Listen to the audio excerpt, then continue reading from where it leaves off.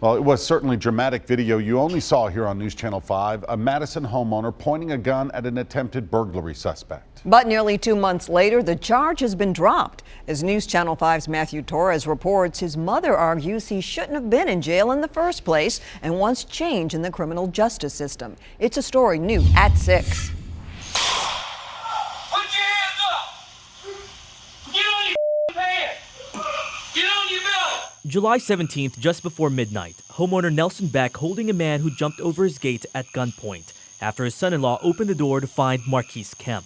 He'd been standing in the dark for about an hour. He didn't remember what was going on. He didn't know that he even went to that house. Pandy Kemp says this is an example of her son's mental health problems. The homeowner then knew something was wrong. Marquise was strangely kind, yet scared and clearly disoriented. So he decided not to press charges so he can get help. I remember telling him, do you know you could have been shot and killed? He said, yes, sir. To the family's surprise, Marquise was charged with attempted aggravated burglary. If anything, they argue it was more criminal trespassing. I didn't open any doors, I didn't knock on any doors, but I was out of my mind. I didn't know what I was doing. Marquise, an Army veteran, was diagnosed with PTSD and experiences psychosis. He says he'd been sexually assaulted in the past and was in treatment for depression. He has like a inability to deal with reality or inability to cope with stress.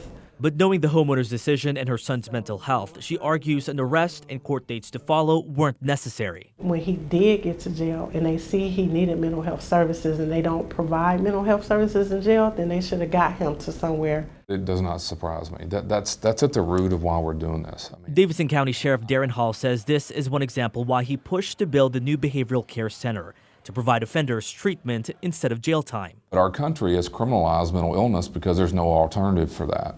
After several postponed court dates and taking off work, last week the state chose to dismiss his case. I was just excited. I was just like, hallelujah, so yeah. The family is relieved, but knows it's likely not the same for everyone. To me, the system needs to change. Matthew Torres, News Channel 5.